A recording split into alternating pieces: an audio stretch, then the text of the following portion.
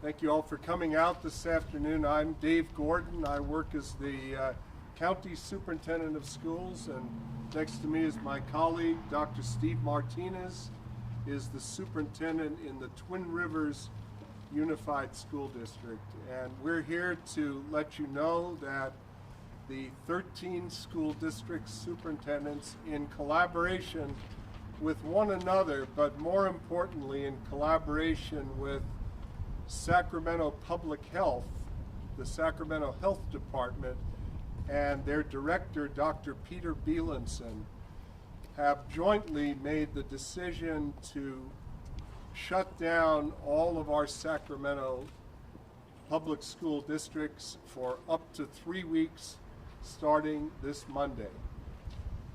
The shutdown is designed to, number one, help prevent the spread of the coronavirus. Number two, to let the districts make plans for the future when they reopen and do that in a way that is most beneficial for their students and their families. And finally, to have us have more information about the behavior of the illness so that we know what's ahead even after the 3-week shutdown. The 3-week shutdown also means that it backs up against the spring break for 11 of the 13 districts.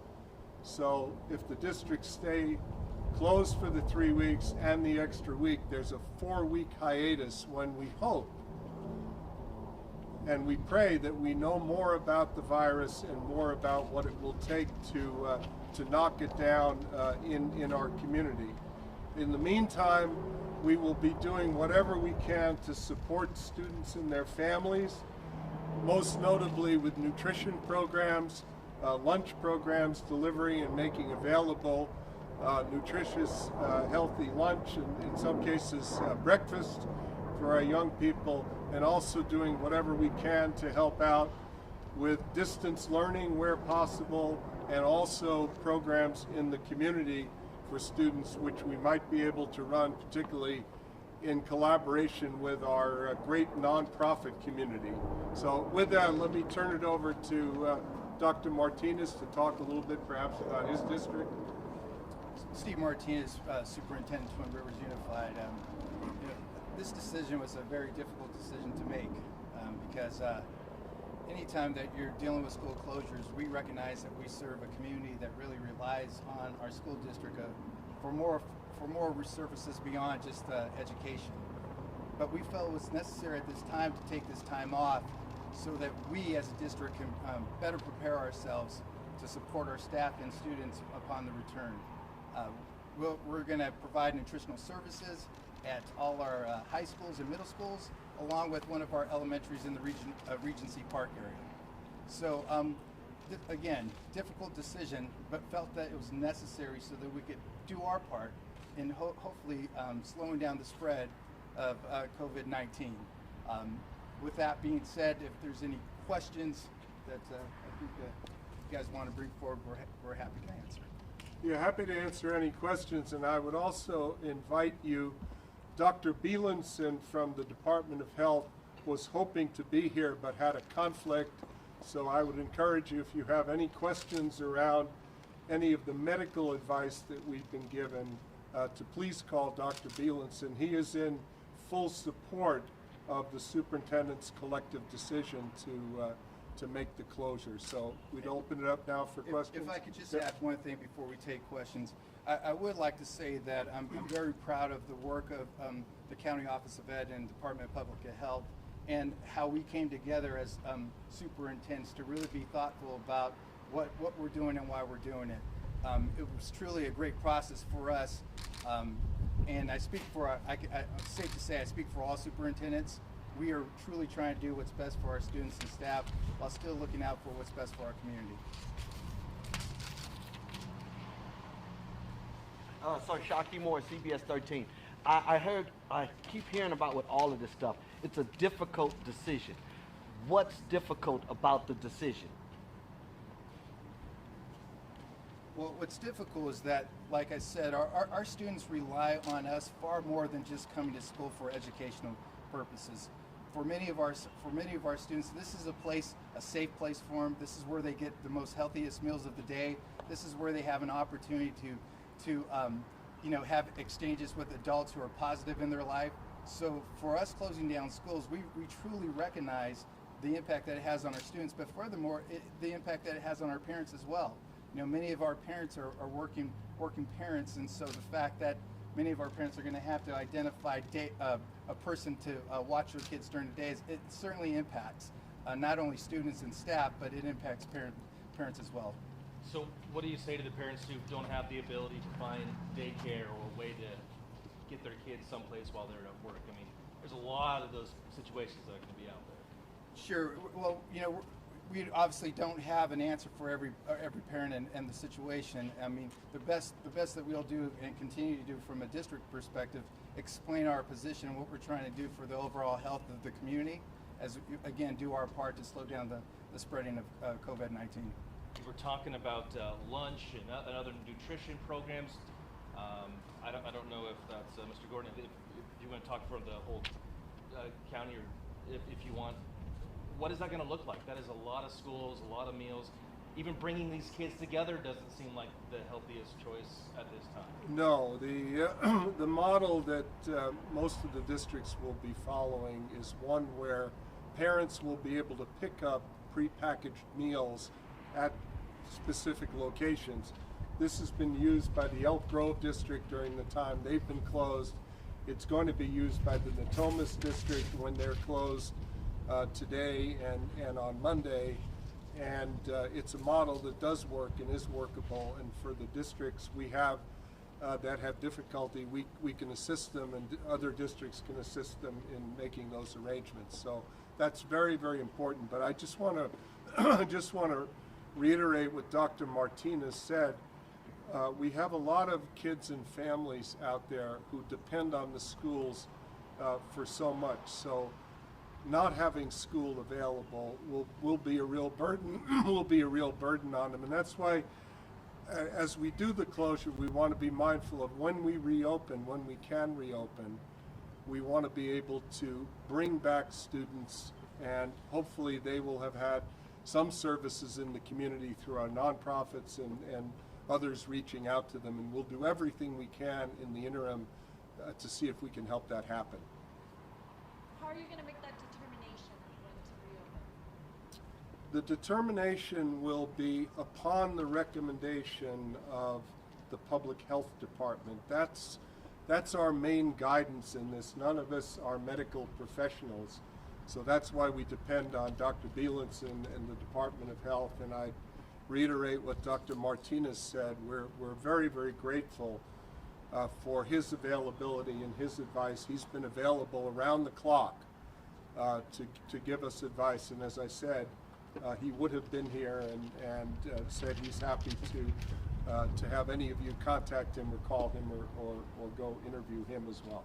Any plans for any remote instruction options? Many of the districts and our county office will be working in that direction. I think one of the things we have to be very mindful of is whatever remote instruction we provide has to be provided equitably. It has to be available and accessible to all of our kids, not just some of our kids with the means or the wherewithal to engage in it, and we're very conscious of that responsibility.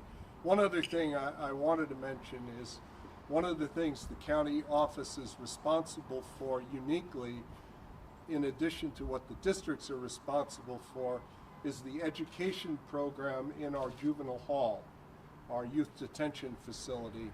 And that program will be maintained, our staff will be maintained, and that program will go on in collaboration with the Sacramento County Probation Department. You have 13 districts. How many number of schools and students is this going to affect in total, do you know? We have in the neighborhood of 400 or so schools in the county, and it's just short of about 245,000 K through 12 students that we serve. So just to be clear, if you're a parent and your kid receives a meal through its specific school and or district, you will be able, starting Monday, to go down to that respective school and pick up a lunch for your kid? We hope that that will be available as soon as Monday in all the districts, but if not by Monday, as soon as is humanly possible to make those arrangements, and districts are working on that right now. And that's lunch and breakfast, just? Some districts do breakfast and lunch, all do at least lunch. Is there any schools that do remote education stuff already? Yeah, there are many special programs here and there that are delivering some sort of special kind of program, but uniformly not really very many. Are you going to make up the time later in the year?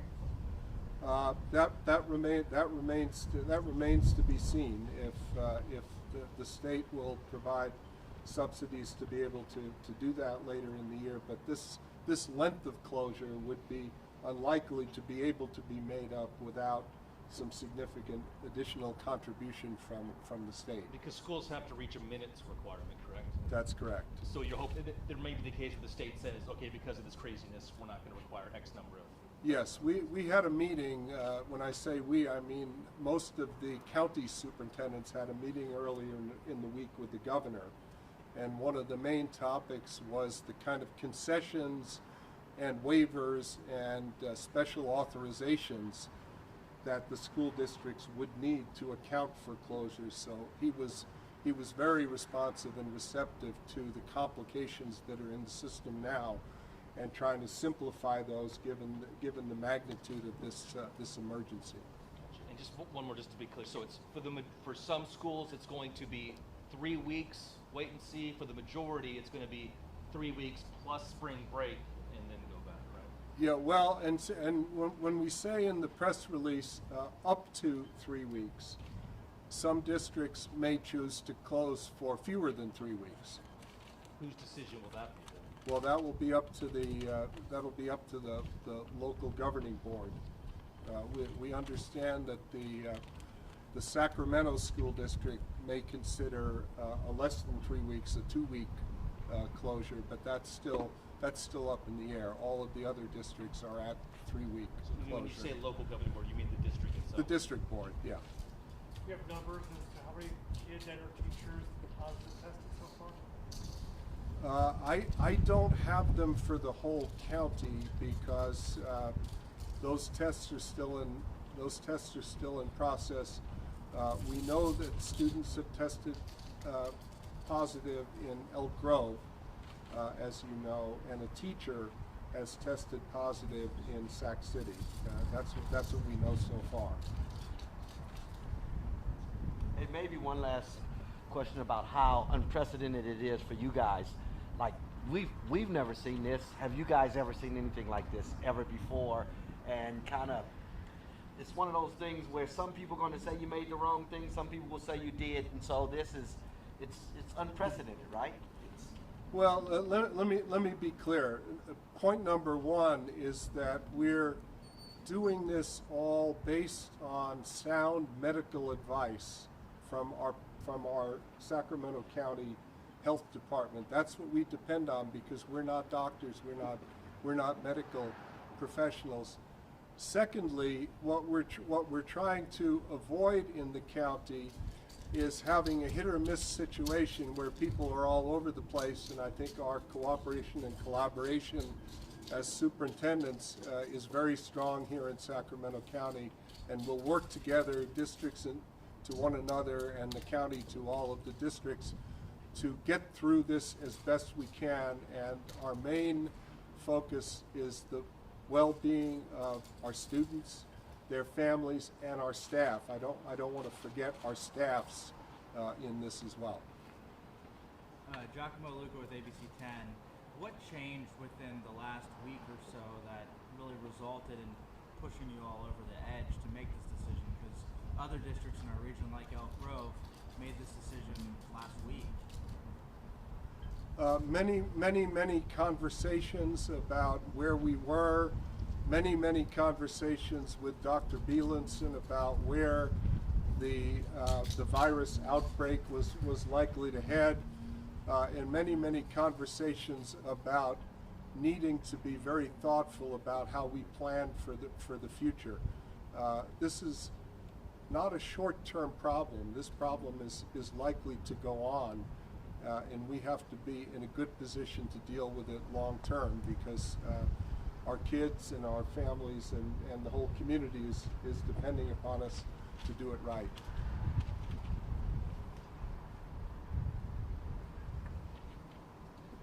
Just one more time, you said this will include about 400 schools and 245,000 students K through school.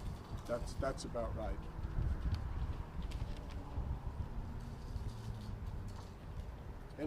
Any further questions? So parents should just keep checking in with their districts, and it'll be. Yeah, each of their districts will be independently notifying their parents in much more detail than we presented here today. And many of them, as you know, are already in the process of doing that before we even got here. Is that because some districts have different things they're going to be doing, and other districts will have different things they'll be doing? Correct. Well, thank you, guys.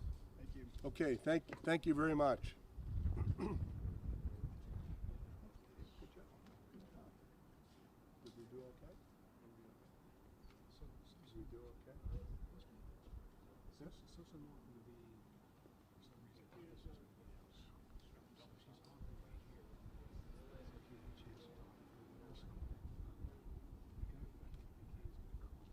Oh, okay, yeah, sure.